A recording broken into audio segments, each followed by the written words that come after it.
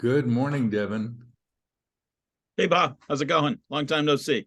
I guess I was trying to remember when the heck was it? And your grandfather was not well. So it was probably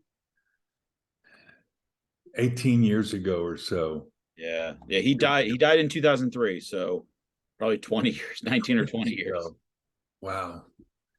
So you would have been an early teenager. Yeah, you look the same. With no hair. What happened? My mom's side, I think. I That's don't know. what they say. That is what they say. Hey, Yeah, let me get right into it so you can get on to sure. other things. You're a busy man, and I really appreciate your time. Uh, Devin, oh, I'm recording. Of Okay. course, you know that. Devin, thanks so much for taking a few minutes to speak with me and the Bob's Your Uncle podcast audience. The election in your state, Connecticut, is in the rearview mirror now. How are you feeling? I mean, for me, I feel really good. I did pretty well this year. Overall, my party didn't do so hot, but I am happy that I was able to win my fifth term. Your district where you've represented your people, how would you characterize it as far as the demographics? It's an older district. I've been told my district is the second oldest in the state. I'm not positive. Politically, I would refer to it as a purple district. Probably you've got roughly the same amount of Democrats and Republicans. A lot of unaffiliated, actually more unaffiliated voters than Democrats or Republicans. So it's pretty moderate, older, uh, probably middle to upper middle class district. When you say unaffiliated, I reflect on religion. That's me. I mean, that's my work. And there is such a massive increase in what they call nuns, none Yeah. of the aboves. I wonder if that's not characteristic of the whole country itself, not just religion, not just politics, but pretty much everything. Yeah. I think you're right. I mean, definitely in politics, I think people either don't want to label themselves or a lot of people are concerned about how others will perceive them if they label themselves one party or another. I know a lot of folks that are in more public careers, like teachers, things like that, will register as unaffiliated. A lot of business owners will register as unaffiliated just to avoid any sort of controversy. They don't get to vote in primaries, but they do in the general. Yeah. Look, we met back when you were only a lad, as we say, as a result of my meeting your father on the streets of Times Square in 1980. You may not even know this. He No, was wearing he was wearing a New York Times crossword puzzle T-shirt. And when I okay. commented on it, we became fast friends. Then I met your mother, and her story and mine had great similarities. Then your sister, and then, of course, you came along. It's been fun for me to see how you've settled in your career. Thanks. How did you choose politics after all the choices you had? Um, well, I guess it was a little bit. My predecessor asked me to run. I was really not involved in politics. I mean, I've always loved politics, but I wasn't really involved. I was very involved in the community, though, with a lot of nonprofits. I've lived here my whole life. My family is well known in the area. She called me up one day and asked me if I had any interest, and I thought sure.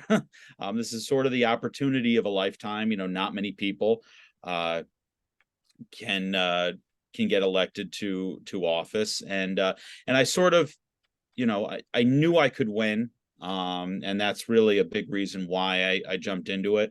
But I did work hard. I mean, that first election I knocked on, geez, probably about 6,000 doors. So I worked very, very hard that time and was very successful. And then, it's been a very rewarding, albeit stressful, but rewarding opportunity thus far. You were elected in your 20s, weren't you? I was, let me see, I was actually 30 when I actually got elected. I That's just, young. yeah. Do people, you say your family's pretty well known, I would imagine. Do people know your grandfather was Art Carney? Older people do. Younger people, they don't know Art Carney as well. But certainly a lot of older folks know who he was.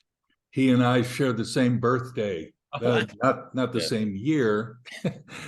He was older than my father. Do you have any memories of sharing time with him that you want to share?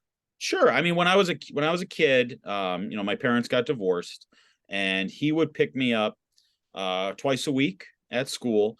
He would drive a black Camaro, so that was pretty cool. And we would just go do things. We would play mini golf, we'd go bowling, we'd get pizza, hot dogs. We would just spend a lot of time together as a grandfather and grandson. That just is just really unforgettable for me, and really made a deep impact on my life. So probably those memories of the two of us together are the ones that stick out the most. I'm trying to do that with my grandsons just now. Yeah. What type of books do you find entertaining just now? Books. I don't know. I mean, I guess I do read some political books. I do like philosophical books, things like that.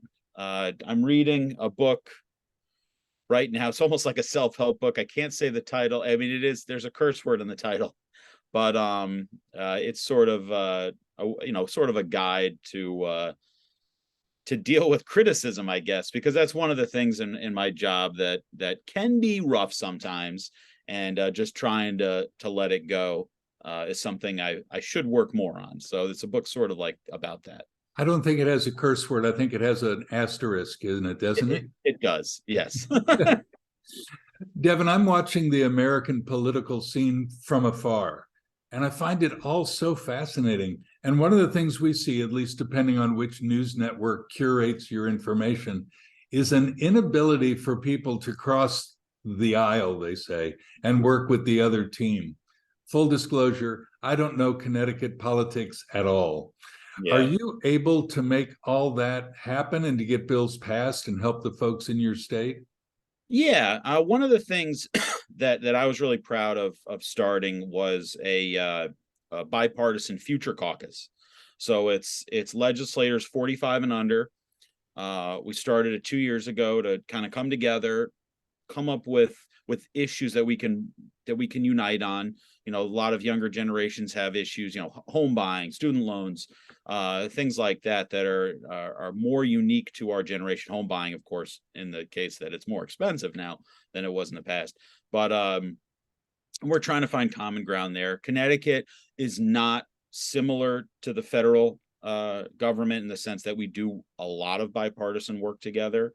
We do have our differences of opinion, of course, but it's not as tense or combative as the federal government is. So not even close. Well, the way you describe it is exactly the way I'm seeing it in a lot of religion and a lot of other enterprises, that the younger people are less strident than the older, dyed-in-the-wool, fight to the death.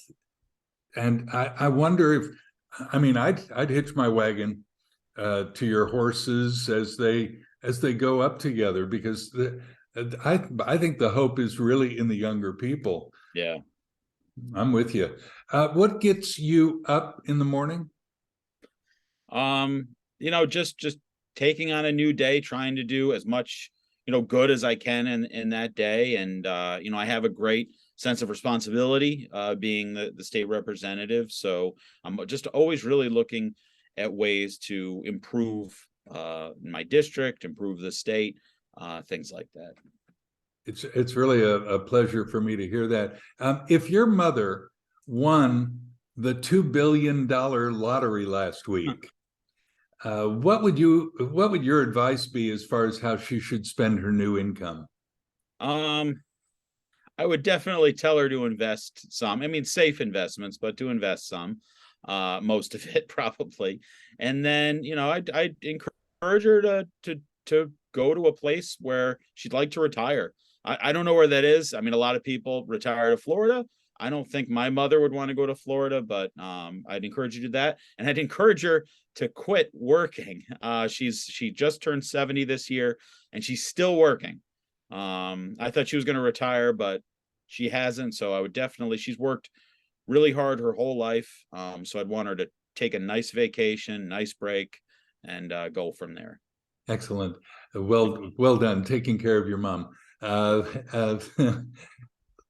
We've got a pretty wide audience of the Bob's Your Uncle podcast, and I cover some things, but I want to give you an opportunity to tell us whatever you'd like that we haven't touched on, things that really drive you, things that matter the most to you, not just politically, but in life, anything that you want to tell the Bob's Your Uncle massive global audience that's listening. Sure. Yeah, I mean, it certainly, my work, my family really drives me. I'm 38, so kind of young, but trying to strive for the future, to leave, the world a better place than when I got here. So that's a big thing for me. Another a big issue for me is helping folks overcome addiction. That's been a big topic for me in Hartford. One of the things that I am really proud of that I'd like to really push forward is to open up a recovery school in the state of Connecticut. They have 5 in Massachusetts, I think 1 in Rhode Island, a couple in New York, which it would be a safe place for students grades 9 through 12 to go to get a high school diploma or work on their high school diploma while also working on their recovery from whatever addiction they have. It's not just unique to Connecticut, but we've seen more people die of overdoses because of fentanyl. We've seen more people as a result of COVID being isolated, getting addicted to drugs, getting addicted to alcohol. So I think that's a really important thing for the state to be working on. Federal government too is trying to help folks that maybe have gone into some hard times that could use that resource to get back on the right track. Mental health has been aggravated and exposed as a greater need. You're right, since COVID than I think ever before. You could say in New York City, if you had a therapist, it was a status symbol, like a Cadillac in Los Angeles back in the 70s. Yeah. But mental health now is not status, it's just reality. What are we going to do to help? And so this sounds like a beautiful program as far as recovery goes.